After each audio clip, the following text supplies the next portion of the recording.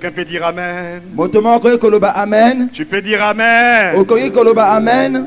Merci, que le Seigneur vous bénisse. Je vais vous dire ce qui va se passer ce soir en ces lieux.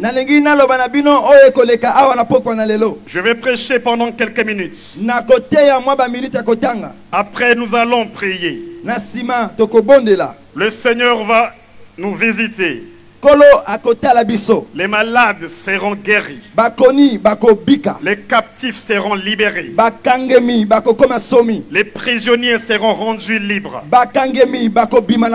Et aussi, les pécheurs vont se repentir. Veuillez vous asseoir, s'il vous plaît. Pour commencer, je vais vous parler de quelque chose. Je vais vous raconter une histoire. Ça s'est passé chez moi. Dans ma maison, il y a Pointe-Noire. Ça fait 2 mois déjà. Vous connaissez les bébés noirs?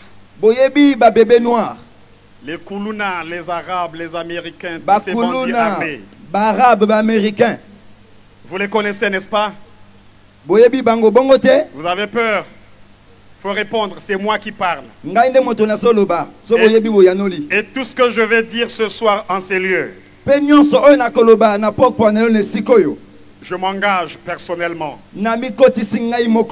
Et je n'engage que moi-même dans ce que je vais dire. Ce que je vais dire aujourd'hui. Et tous les jours que je vais prêcher. Tout ce que je vais déclarer ici, ça n'engage pas les organisateurs de cette croisade. Ça n'engage que moi. J'ai un fils. Il s'appelle Shalom. C'est mon premier fils. Il est à Pointe-Noire. L'histoire que je vais vous expliquer. Les frères qui m'ont accompagné dans ma délégation, qui ont quitté Pointe-Noire, connaissent cette affaire. Il y a 2 mois de cela, mon fils était fou. On l'a mis des chaînes. On l'a attaché des chaînes, on a mis des cadenas. Il a déchiré ses habits. Il a attaqué les gens dans la rue. Il cassait la porte. Il était fou. Vous voulez savoir pourquoi mon fils était fou? Tu veux savoir? Je vais te dire. Il était fou parce que je suis évangéliste.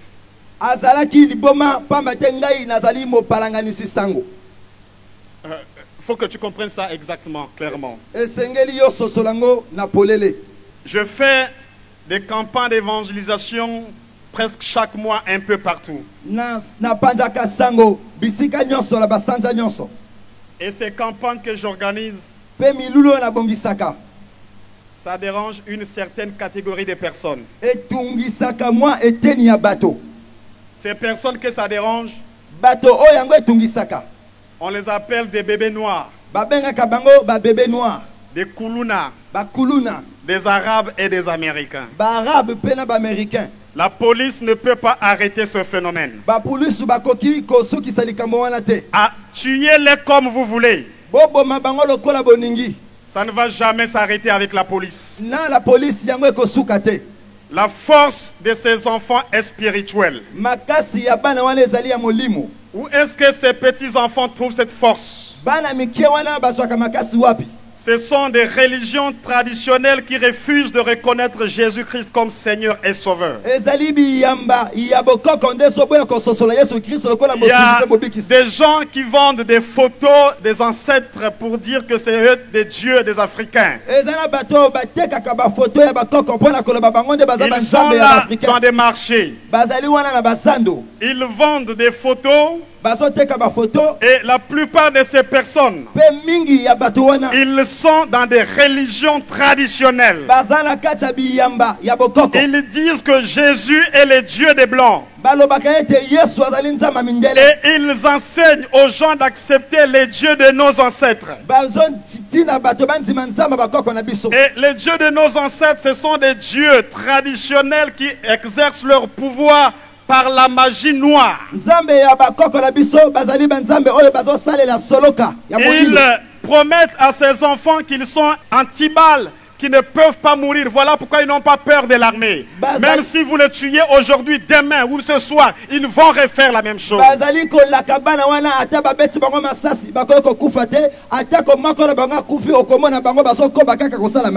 J'ai l'habitude de faire le sport chaque dimanche soir avec mes enfants.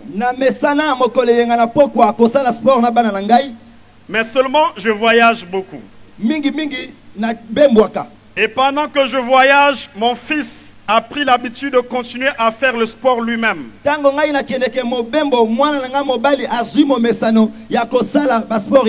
Les jeunes du quartier se sont approchés de lui. Ils ont dit, mais tu fais le sport seul, tu peux le faire ensemble avec nous. Il a commencé à faire cela avec eux. On lui a amené dans un club des arts martiaux. Et il a commencé à faire les arts martiaux là. Un jour, il était fatigué, il n'arrivait plus à faire un seul mouvement. On lui a donné une poudre qui est comme le tabac qu'il faut tirer au nez pour que ça lui donne la force.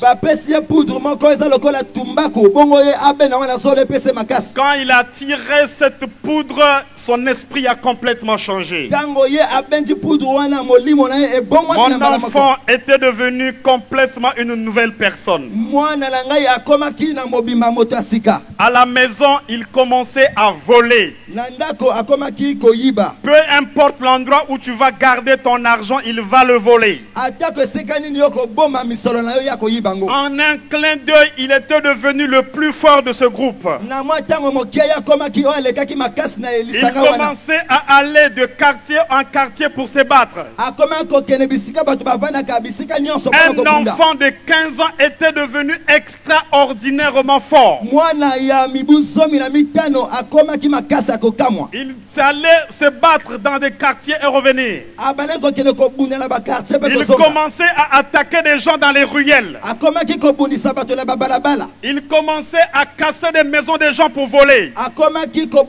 Je suis prédicateur, mon fils a fait cela. Et jusqu'à ce qu'il m'a attaqué moi-même pour me tuer. Ça scandalait, non? Je vais continuer à vous expliquer pourquoi. Comme il a commencé à prendre un peu de l'ampleur dans ce groupe,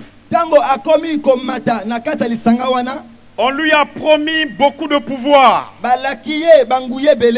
On lui a dit, nous voulons faire beaucoup de choses dans ce pays. Mais il y a un homme qui nous empêche de faire asseoir notre empire au Congo. Cet homme, c'est ton père. Notre force se trouve auprès des féticheurs et des traditionalistes, des magiciens dans des villages. Mais ton père est en train d'aller de village en village pour détruire leur pouvoir. Ton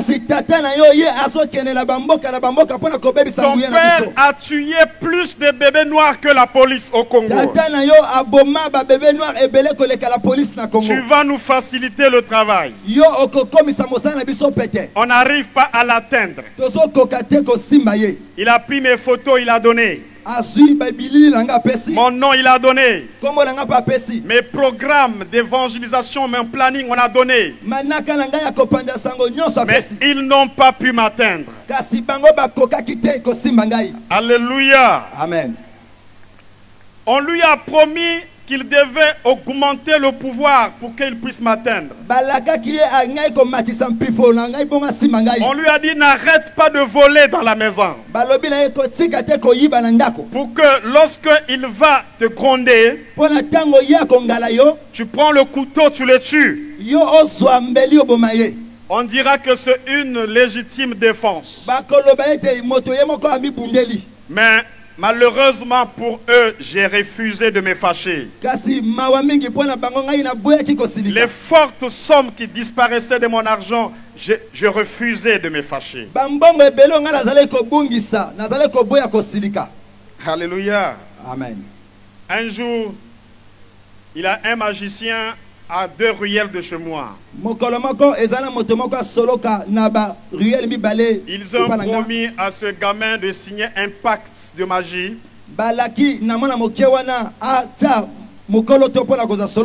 pour qu'il devienne aussi un maître magicien. Le pacte devait être signé un certain lundi comme ça. Mais le dimanche, un jour avant qu'il signe ce pacte, nous sommes allés à l'église comme tous les dimanches. Quand j'ai commencé à prêcher comme je prêche aujourd'hui, quand j'ai commencé à prier, les démons qui étaient en lui se sont manifestés. Ça a pris beaucoup de temps pour maîtriser cet enfant. Après le culte, nous sommes allés à la maison. J'ai dit, jeune homme, ce que tu as fait, tu dois confesser pour que le Seigneur te sauve. C'est là où il m'a dit tout ce que je viens de vous dire. J'ai un ami qui est le directeur de campagne de mon ministère. J'ai envoyé mon fils auprès de lui pour l'isoler un peu du quartier. On a fait un programme de prière. Pendant qu'il était là-bas, on m'appelle un jour que l'enfant a cassé la porte. Il est sorti. Il a déchiré ses vêtements. Commence à attaquer les gens dans la rue. Personne ne pouvait le maîtriser. Quand je suis arrivé là-bas, j'ai vu mon fils avec des chaînes. J'ai vu mon fils avec des cadenas. En train d'écumer la rage. Nous avons prié. On a prié. On a prié. Ça a pris du temps. Le Seigneur Jésus-Christ l'a délivré.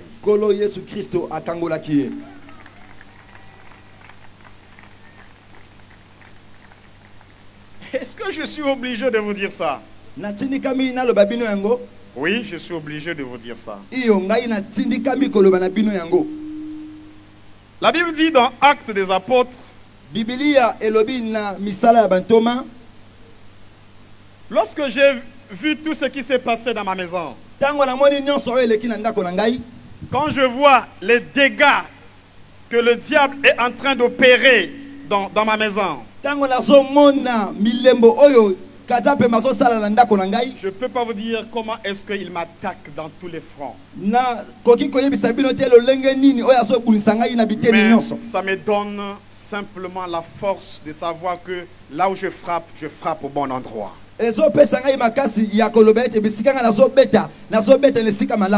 Alléluia. Amen. Après cette délivrance, je suis allé au Gabon. Je suis revenu la semaine passée. J'ai entendu un bruit violent au portail. Un groupe de jeunes bandits du quartier est rentré dans la parcelle. Les voisins ont fui, ils ont bloqué leurs portes. Ils ont dit non, on cherche Shalom. Je suis sorti, j'ai dit pourquoi vous le cherchez? Je suis son père. Un garçon s'est présenté devant moi avec des cheveux bizarres, en train d'écumer la rage. Et les autres étaient derrière lui bizarrement. J'ai dit pourquoi vous le cherchez? Ils ont dit nous avons de l'argent qu'on veut le remettre. J'ai dit d'où est-ce que ça sort cet argent? Il me dit je suis le chef d'un groupe de gangs dans ce quartier. On était en train de faire des cotisations ici. On voulait faire quelque chose. Mais depuis que ton fils a disparu, les choses ne marchent plus. Il y a beaucoup de problèmes maintenant. Et moi en tant que chef de groupe, j'ai décidé de dissoudre ce groupe. Et je suis en train de remettre l'argent de tous ceux qui avaient cotisé. Et je suis venu remettre l'argent de ton fils.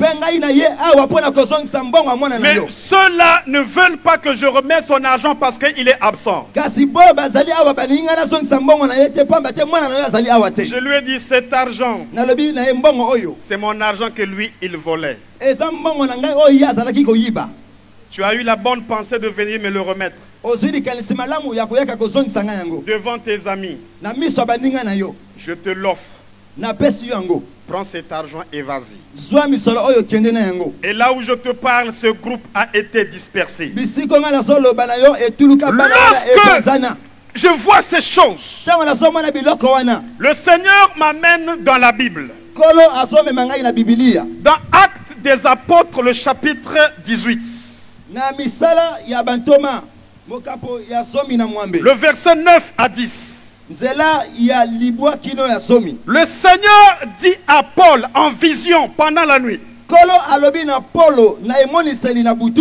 ne crains point, mais parle et ne t'éteins point, car je suis avec toi. Et personne ne mettra la main sur toi pour te faire du mal. Parle,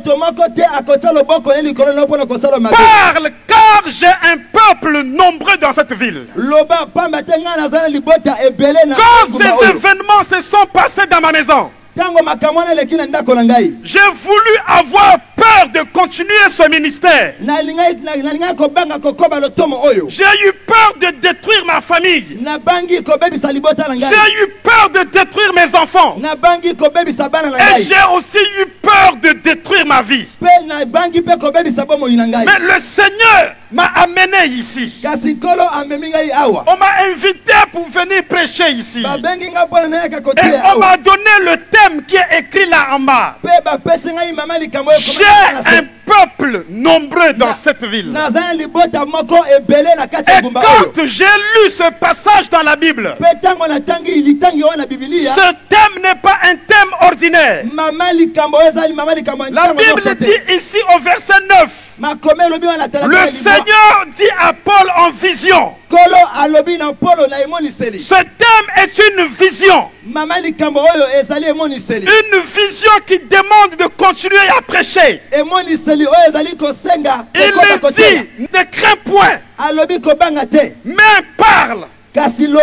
Ne t'étais point, car je suis avec toi. Et personne ne mettra la main pour te faire du mal. Aucun bébé noir ne peut me faire du mal. Aucun Koulouna ne peut me faire du mal. Aucun Arabe ne peut me faire du mal.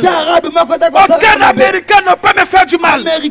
Je suis investi du pouvoir du Dieu très haut pour annoncer l'évangile de Jésus-Christ à quiconque écoute. Le Seigneur m'a dit, ne t'étais point, parle. Car j'ai un peuple nombreux ici. Mais où est ce peuple nombreux? Ce peuple nombreux, ce n'est pas ceux qui sont dans les églises. Ce peuple nombreux ne sont pas les chants dans les églises. Ce peuple nombreux, ce n'est pas les pasteurs dans les églises. Ce peuple nombreux, ce n'est pas les prédicateurs dans les églises. Mais lorsqu'il te dit, j'ai un peuple nombreux ici, ce sont ces bandits armés, ce sont ces prostituées, ce sont ces gens dans la rue que le Seigneur veut sauver pour faire de ses serviteurs.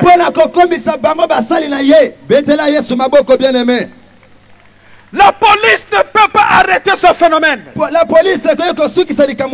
l'évangile peut arrêter le phénomène de bébés noirs dans ce pays. La police peut les tuer un à un tous les jours. Plus on les tue, plus ils se multiplient. Mais l'évangile va transformer leur cœur. L'évangile va toucher leur cœur. L'évangile va déstabiliser le royaume. Le royaume des ténèbres sera déstabilisé. Et ces jeunes gens sortiront des ténèbres à la lumière. Parce que Jésus-Christ est la véritable lumière qui, en venant dans le monde, éclaire tout l'homme. Le Dieu que je prêche s'appelle Jésus. Aucun Dieu traditionnel, même s'il promet le pouvoir, il ne peut pas les sauver. Simon Kimbangu ne peut pas les sauver. C'est quoi bon ne peut pas les sauver. Personne ne peut les sauver. Personne ne peut les sauver. C'est Jésus-Christ qui est le Seigneur et le Sauveur de ce monde.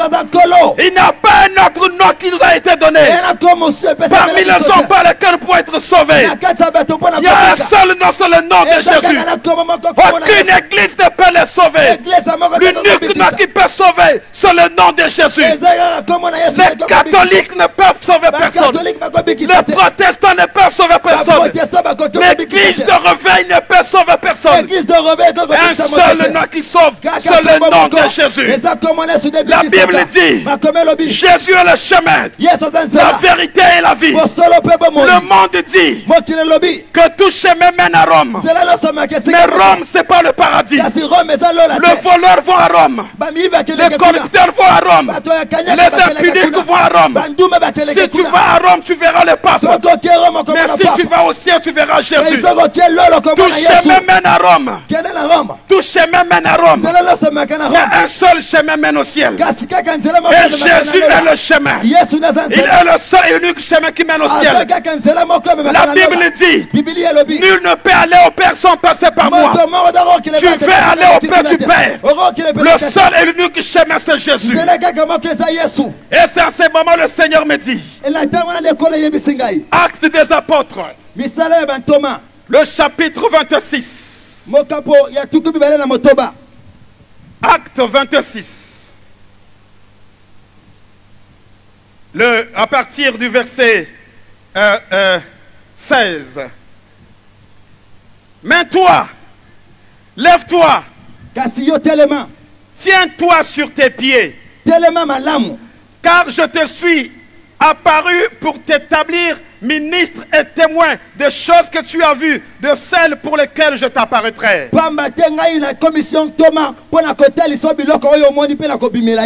Je t'ai choisi, le verset 17. Je t'ai choisi du milieu de ce peuple et du milieu des païens, vers qui je t'envoie. Dieu m'a pris au milieu des païens, mais il m'envoie vers les païens. Alléluia. Amen. Vous savez, c'est très difficile de voir une personne qui est en train de te supplier de ne pas le tuer. Mais tu es en train de le tuer. Tu mets le feu. Tu jettes quelqu'un dans le feu pour le brûler. Il s'efforce de sortir du feu. Il te supplie de ne pas le tuer. tu augmentes le feu. Tu ajoutes l'essence. Et tu le remets dans le feu. Il est là en train de te supplier de l'épargner. Mais tu endurcis ton cœur et tu le tues.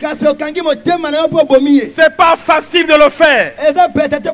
Mais tu es en train de voir quelqu'un en train de te supplier de ne pas le tuer, mais tu es en train de le tuer. C'est très difficile de voir un tel spectacle. Mais moi je l'ai déjà vu.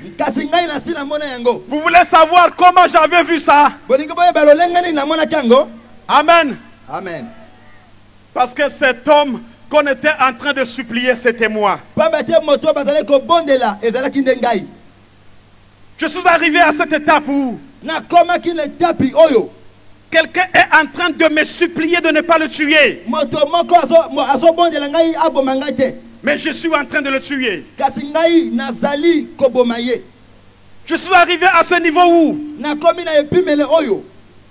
je suis en train d'enterrer quelqu'un qui est vivant. Et il est en train de me supplier de ne pas l'enterrer, mais je suis en train de l'enterrer. Comment je sais ça? Parce que je l'ai fait. Je suis prédicateur de l'évangile. Tu ne connais pas mon histoire. Tu penses que je suis un homme saint. Tu ne sais pas d'où je viens. Tu ne sais pas les dégâts que je fais. Mais pourquoi je pense que Dieu est capable de sauver ces bandits-là? Parce qu'il m'a sauvé.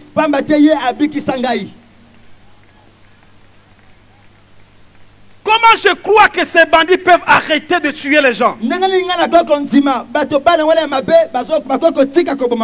Parce que moi j'ai arrêté. Comment je comprends que ces gens qui ont un cœur endurci peuvent devenir des personnes avec un cœur humain?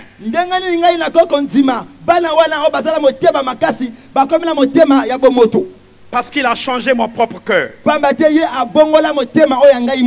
Et la Bible me dit ici, là où on vient de lire, au verset 17, j'étais choisi du milieu de ce peuple et du milieu des païens vers qui je t'envoie. Pour faire quoi? Le verset 18. Afin que tu leur ouvres les yeux, pour qu'ils passent des ténèbres à la lumière, qu'ils passent de la puissance de Satan à Dieu, pour qu'ils reçoivent par la foi en moi le pardon de péché et l'héritage avec les sanctifiés. Moi je crois ce soir que quelqu'un qui était ici dans la puissance des ténèbres, il va passer des ténèbres à la lumière. Vous savez pourquoi aujourd'hui le peuple de Dieu est resté dans le monde? Parce que là où nous sommes censés les recevoir, on ne les reçoit pas. Vous savez, aujourd'hui, allez dans les églises. Chaque dimanche, on dit témoignage. Écoutez les témoignages. Dieu m'a donné ceci. Dieu m'a fait ceci. J'ai eu le mariage. J'ai eu le travail. J'ai eu ceci. Dans la Bible, ce n'était pas comme ça les témoignages. Les témoignages dans la Bible, j'ai été prostitué. Le Seigneur m'a délivré. Lisez dans votre Bible. Tu ne verras pas dans la Bible quelqu'un qui viendra dire Alléluia, je bénis le Seigneur à Pesingalibala. Ça n'existe pas dans la Bible. Mais la Bible dit que les gens, ils venaient, ils confessaient publiquement ce qu'ils avaient fait.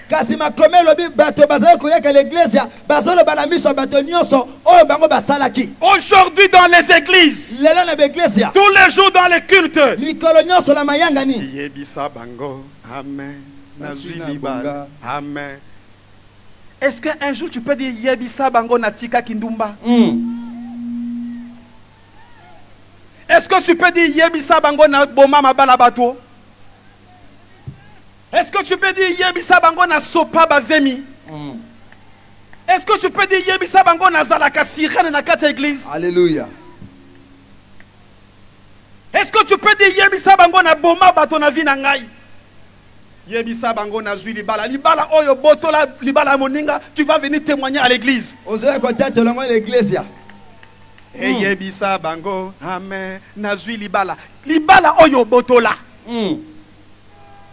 Tu arrives dans le foyer de quelqu'un, tu trouves une femme qui est assise, pousse là-bas, je veux m'asseoir. Et tu vas à l'église pour témoigner.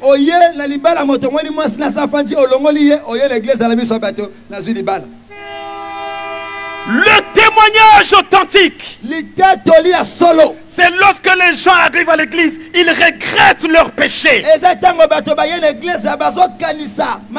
Les gens regrettent leurs péchés avec des larmes. C'est ça le témoignage dont nous avons besoin dans les églises. Vous allez témoigner que non, j'étais pauvre, Dieu m'a donné l'argent. Alors les francs-maçons qui achetaient la voiture avec la franc-maçonnerie, il va témoigner quel Dieu. Vous allez faire des églises pour prêcher l'évangile de la prospérité. Mais comment vous allez convaincre à ces hommes riches que Jésus enrichit les gens quand les francs-maçons sont riches sans Jésus? Alléluia. Les francs-maçons, ils sont riches sans Jésus. Et vous allez leur dire que recevez Jésus, vous serez riches. Ils vont se moquer de toi et de ton Jésus. Les gens n'ont pas besoin de la prospérité. Ils ont besoin de recevoir Jésus-Christ dans leur vie. Prêchez l'évangile afin que les gens puissent se repentir de leurs mauvaises œuvres. J'ai un peuple nombreux ici. Mais ce peuple est où? Il n'est pas dans les églises. Ce peuple est dans les bars. Ce peuple est dans les avenues. Je me souviens, il y a Pointe-Noire, avec mon ami le pasteur Victor. Un samedi, on arrive dans un bar à Sympathique. Un samedi, un bar plein du monde. On arrive au comptoir, on dit au gérant, tous ces clients qui sont ici, si chacun prend une bière, ça doit faire combien? Il a donné le prix. Nous avons pris l'argent. On a dit on paye la consommation de tous les clients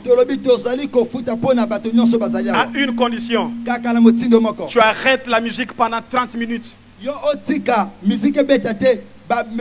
et tu dis à ton DJ de nous donner le micro. Il a arrêté la musique pendant 30 minutes. Nous avons payé la consommation de tout le monde.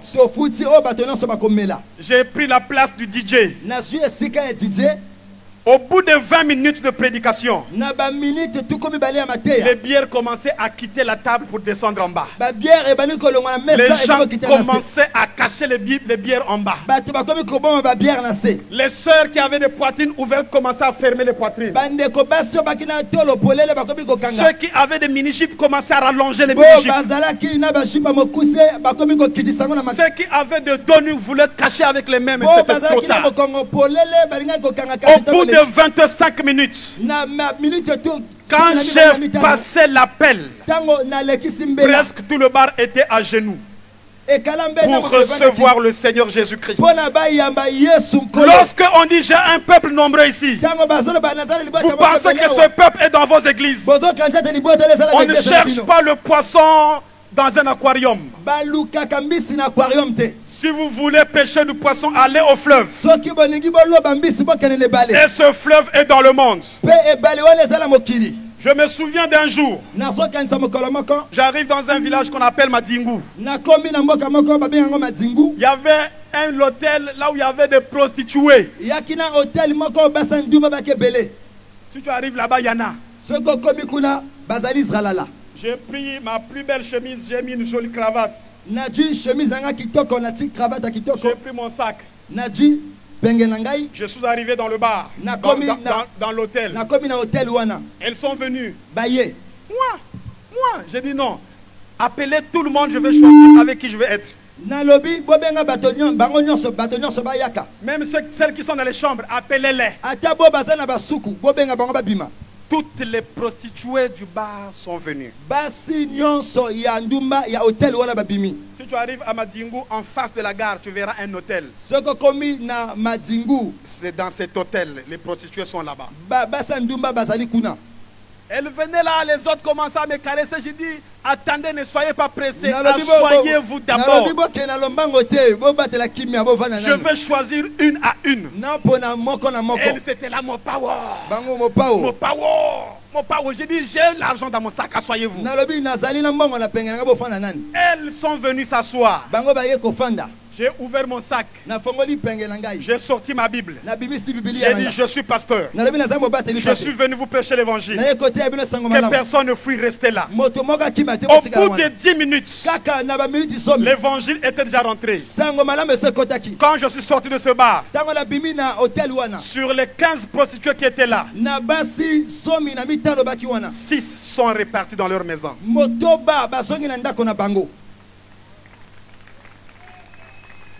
J'ai un peuple nombreux ici. Ce peuple n'est pas dans les églises. Allez les chercher dans le monde. Ils sont dans le monde. Je peux prêcher et donner un verset avant de clôturer. Hein? Marc chapitre 5, chapitre 2, verset 15.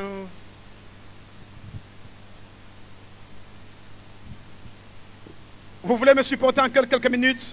Amen. J'aurai fini bientôt. Marc le chapitre 2. Le verset 2 verset 15 à 17. Comme Jésus était à table dans la maison de Lévi, beaucoup de publicains et de gens de mauvaise vie se mirent aussi à table avec lui et avec ses disciples, car ils étaient nombreux et l'avaient suivi. Je vais continuer la lecture tout à l'heure. Jésus passe quelque part. Il voit un publicain appelé Lévi. Matthieu. Il dit, viens et suis-moi. Le gars abandonne tout ce qu'il faisait. Il suit Jésus. Ils arrivent dans la maison de Lévi. Et la Bible dit qu'ils étaient là avec les gens de mauvaise vie. Ils étaient nombreux et ils l'avaient suivi. Qui étaient nombreux? Les gens de mauvaise vie. Et ils ont fait quoi? Et ils ont suivi Jésus.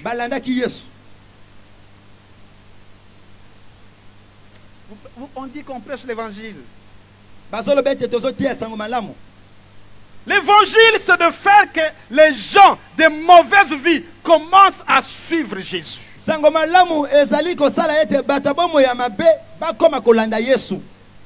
Vous comprenez le mot là, des gens de mauvaise vie? Les gens de mauvaise vie commencent à suivre Jésus. Les gens ne témoignent plus dans les églises. Parce que l'église n'est plus un hôpital qui guérit les gens.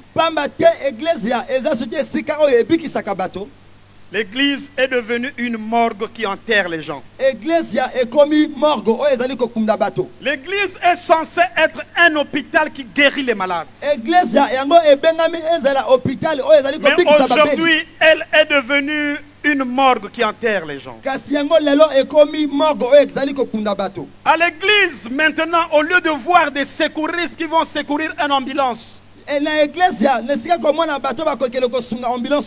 nous voyons des gens avec les mitraillettes en train de tirer sur une ambulance qui transporte les malades.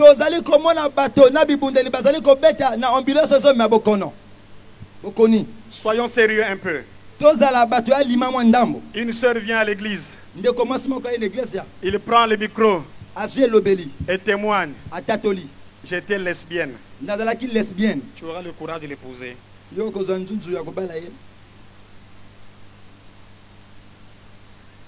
Une sœur à l'église vient, il dit, j'étais rôdeuse. Même si elle brille comme le soleil, tu auras le courage de l'épouser.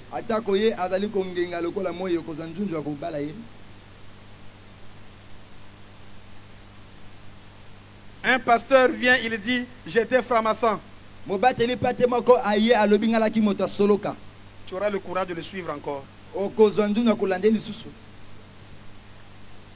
Voilà. Et c'est ça qui a diminué l'efficacité de l'église aujourd'hui. Qui aujourd'hui va prendre une sœur qui était rôdeuse, que tout le monde connaissait dans le quartier ou dans la ville? Rahab la prostituée. Elle était une prostituée. La Bible dit que quand elle est sortie, elle est allée habiter avec le peuple d'Israël. Elle a épousé Nachon.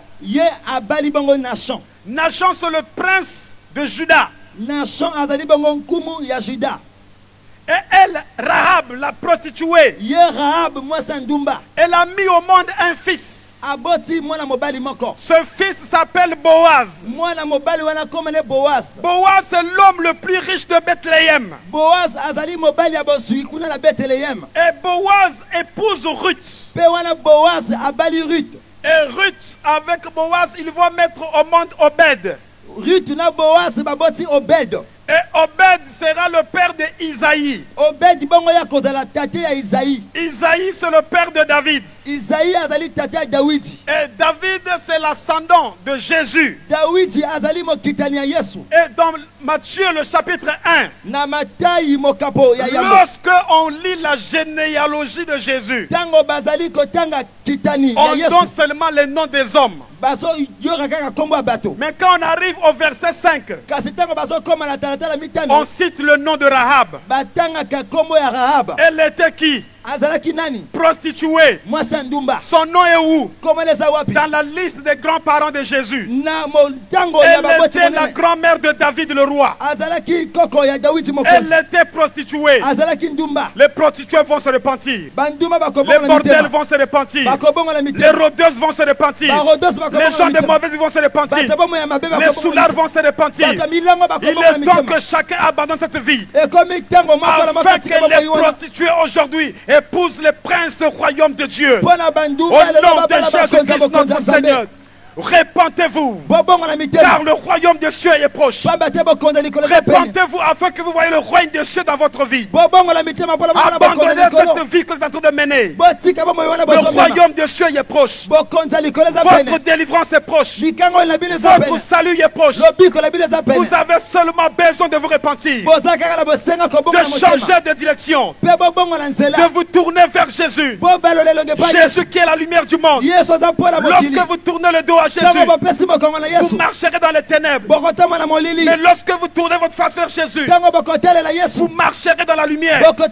Il est la véritable lumière qui, en venant dans le monde, éclaire tout homme. La Bible dit, dans le psaume 103, le verset 3, c'est lui qui pardonne toutes vos iniquités et qui guérit toutes vos maladies. Il pardonne combien de péchés? Il pardonne tous les péchés.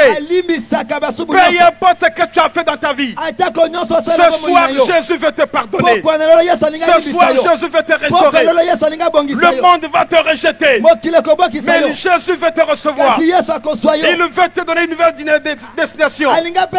Il a barré la route de l'enfer afin que toi tu sois sauvé. Donne ta vie à Jésus, donne ton cœur à Jésus, donne ton esprit à Jésus. Laisse-le changer ta vie.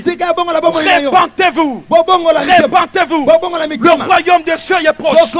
Changez de vie maintenant. Tournez-vous vers le Seigneur. Le royaume des cieux est proche. Ta bénédiction est proche. Ton salut est proche. Ta guérison est proche. Ton salut est proche. Ton mariage est proche. Ton travail est proche. Ta prospérité est proche. Le royaume des cieux est proche. Mais tu dois te repentir pour rentrer dans ta destinée. Tu dois te repentir pour rentrer dans le royaume. Tu dois te repentir. Alléluia. Amen.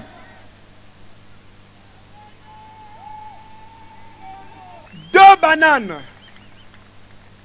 bananes multipliées fois 2 maniocs, ça donne combien? 2 bananes multipliées par 2 maniocs, ça donne combien? Hein? Oui, ça donne combien? Vous savez pourquoi vous n'arrivez pas à donner la réponse? Cette opération est incompatible.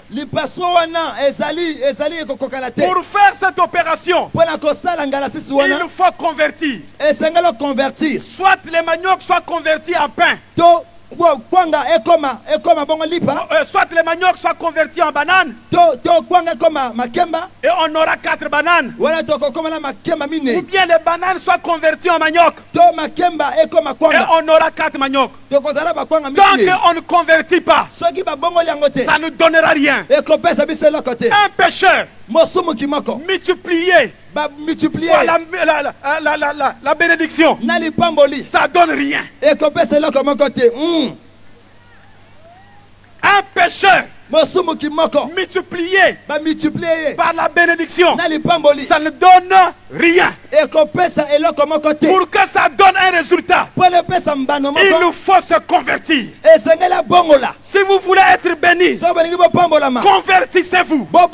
Parce que le péché annule l'opération. Le péché annule l'opération.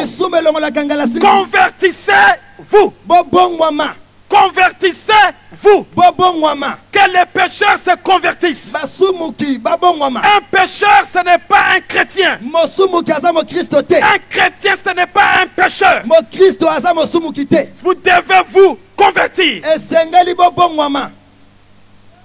Et l'opération deviendra compatible. Vous me permettez de conclure maintenant? Pour que je conclue, est-ce que je peux raconter une histoire rapidement? Hein? 2 frères étaient des jumeaux. Ils se ressemblaient comme 2 gouttes d'eau.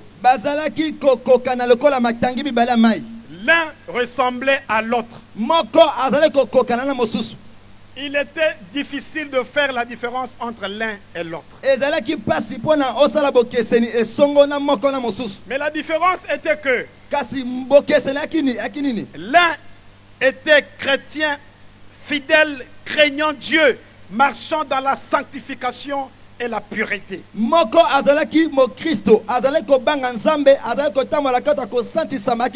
L'autre était brigand. Le chrétien exhortait souvent le brigand pour changer sa vie. Mais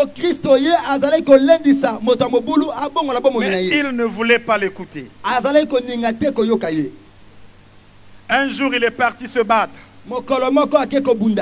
Pendant qu'il se battait, il a tué quelqu'un. Et les gens de ce quartier le poursuivaient pour se venger de lui. Il a couru jusqu'à la maison. Il est rentré dans la maison avec une chemise tachée de sang. Quand son frère l'a vu, avec une chemise tachée de sang, il a dit: qu'est-ce qui se passe? Il dit: j'ai tué quelqu'un, mais on est en train de me poursuivre pour me tuer. Il dit: donne-moi ta chemise. Il a pris sa chemise tachée de sang. Il a dit: prends la mienne qui est propre. Quand les gens sont rentrés, ils ont vu celui qui avait une chemise pleine de sang. Sans poser de questions, on a commencé à le taper. Tellement que les deux se ressemblaient. Pendant qu'on les tapait, la police est arrivée. On l'a mené. Pendant qu'on le jugeait, on l'a condamné. Et on devait le tuer. Quelqu'un est allé dire au brigand: ton frère est condamné à la peine capitale. Il sera exécuté. Il dit: non! On ne peut pas tuer mon frère. C'est moi qui ai commis le crime. On doit me tuer moi. Il est arrivé au tribunal. Il a dit au juge: cet homme que vous avez condamné, il est innocent. C'est moi qui ai tué la personne. Vous devez le libérer. Le juge a dit: c'est trop tard. Viens, je te montre quelque chose. On ouvre la salle. Il dit: regarde le cadavre de ton frère, on vient de l'exécuter. Il dit: non! Non! Vous venez de tuer un innocent. Cet homme que vous avez tué, il n'a rien fait. Le juge a dit: mais on l'a condamné ici. Il était comme une brebis muette qu'on mène à l'abattoir. Il n'a pas ouvert la bouche devant ceux qui le tuaient. Et on a vu sur lui un habit taché de sang. Il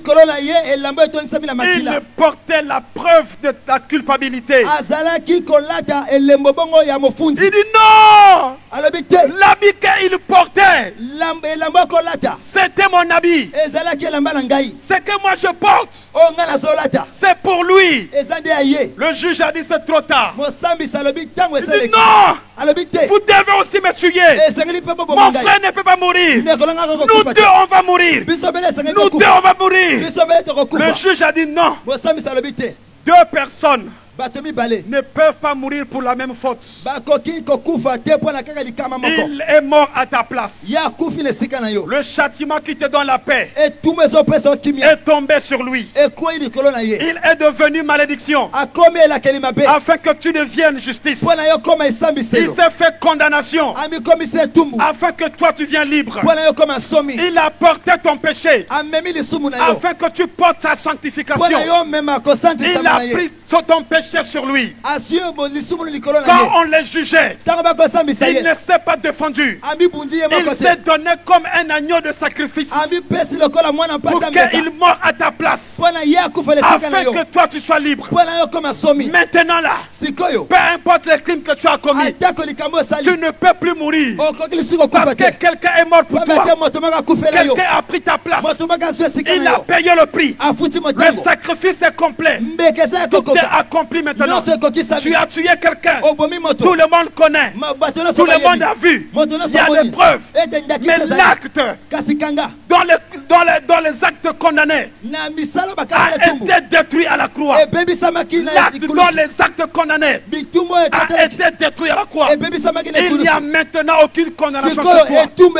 Il n'y a maintenant aucune condamnation sur toi. Tu es libre. Tu es libre. Tu es libre. Tu es libre. Tu es libre. Peu importe le mal que tu as fait, le péché que tu as fait, les crimes que tu as commis. Jésus est mort pour toi. Il a pris ta place à la croix. Il a porté ton péché. Le châtiment qui te donne la paix est tombé sur lui afin que toi tu sois libre. Jésus-Christ, l'agneau de Dieu qui a été immolé, lui qui n'a commis aucun crime, il est allé à la croix afin que toi tu sois libre. Reçois-le ce soir. Accepte ton œuvre ce soir. Accepte qu'il est mort pour toi. Accepte qu'il a payé le prix.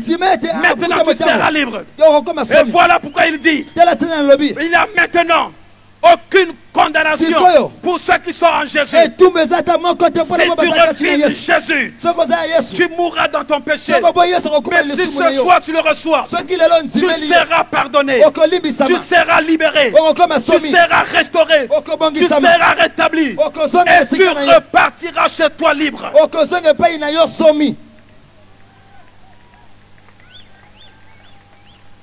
Et il dit, voici, je me tiens à la porte et je frappe. Si quelqu'un entend ma voix, il ouvre la porte. Je rentrerai chez lui. Je souperai avec lui.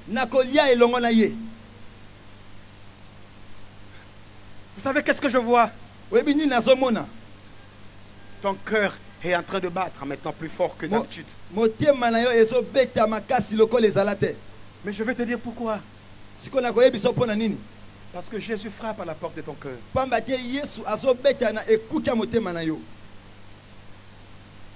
Il est dit aujourd'hui, si tu entends sa voix, n'endurcis pas ton cœur. Il a sauvé un homme. Il m'a sauvé. Je ne sais pas quel crime tu as commis dans ta vie. Mais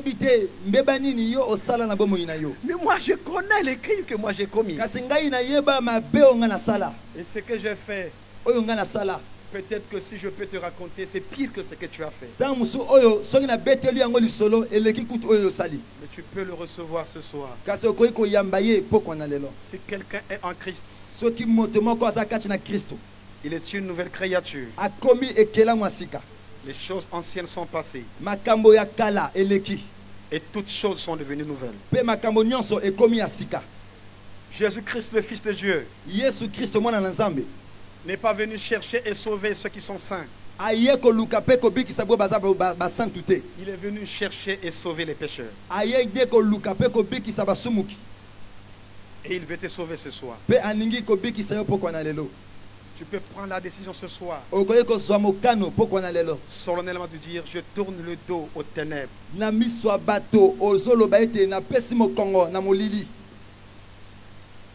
Et je me tourne vers la lumière. Il a dit dans la parole, je ne mettrai pas dehors celui qui vient à moi. Si ce soir tu viens au Seigneur, je te rassure, il ne te mettra pas dehors. Il te recevra dans son royaume éternel. Alors, es-tu prêt ce soir de donner ta vie ce soir au Seigneur? De dire, Seigneur, j'ai entendu ta parole et je viens à toi.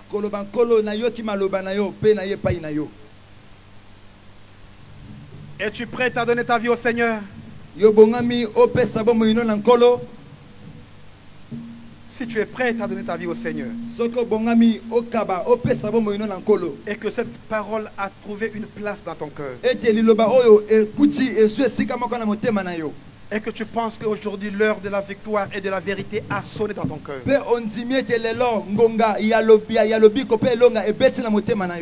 tu peux simplement lever ta main là où tu es On signe que tu l'acceptes ce soir. Si tu as levé ta main, tu peux te mettre debout pendant qu'on chante ces cantiques pour donner ta vie au Seigneur comme signe. Et je vais prier avec toi.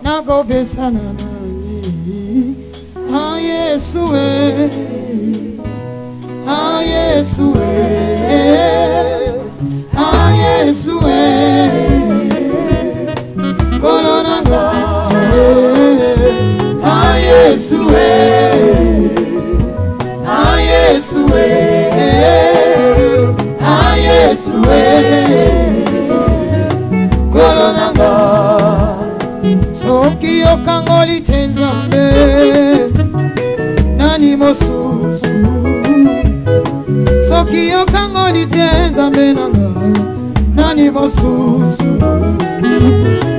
Obele yo papa Obele yo papa Obele yo papa Kolonanga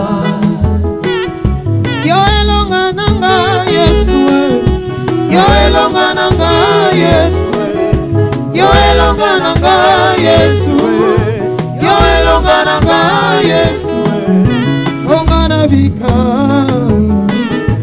Ongana bika Ongana bika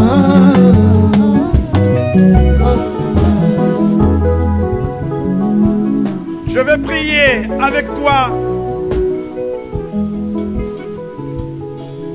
Celui qui a pris cette décision, il laisse simplement sa main élevée au ciel. Je vais prier avec toi.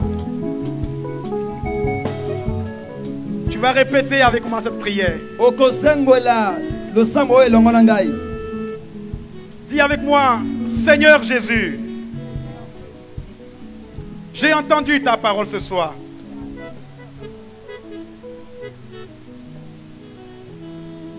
Tu es le Saint Fils de Dieu. Tu es mort à la croix. Tu as pris ma place. Et tu as payé le prix. Afin que je sois sauvé. Tu es ressuscité.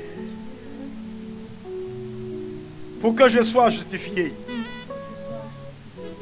Ce soir, je t'accueille dans ma vie. Tu es mon Seigneur et mon Sauveur personnel. Aie pitié de moi, Seigneur. Pardonne mes péchés.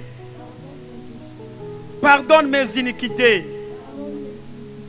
Donne-moi une nouvelle vie. Donne-moi la force de renoncer au mal et de te suivre toute ma vie.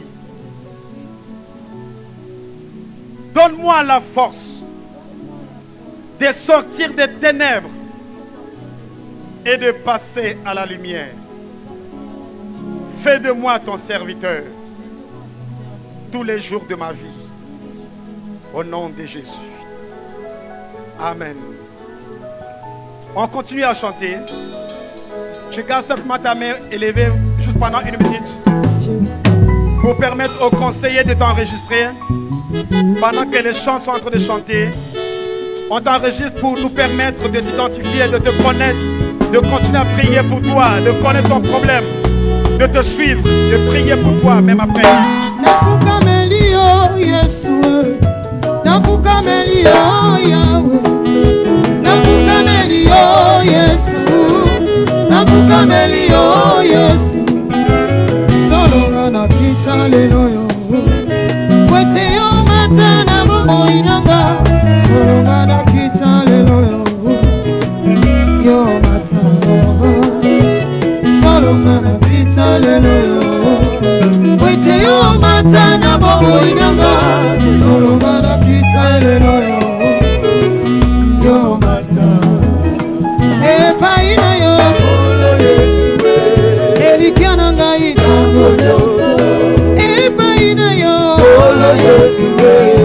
Bikona ngai Yolongoli ngai na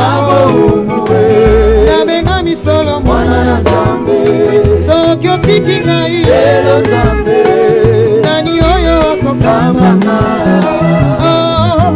obele yo papa obele yo papa obele yo papa kolonaka obele yo papa obele yo papa obele yo papa obele yo papa kolonaka yo elonga nanga Yesu yo elonga nanga Yesu yo elonga nanga Yesu yo elonga nanga Yesu konga na bika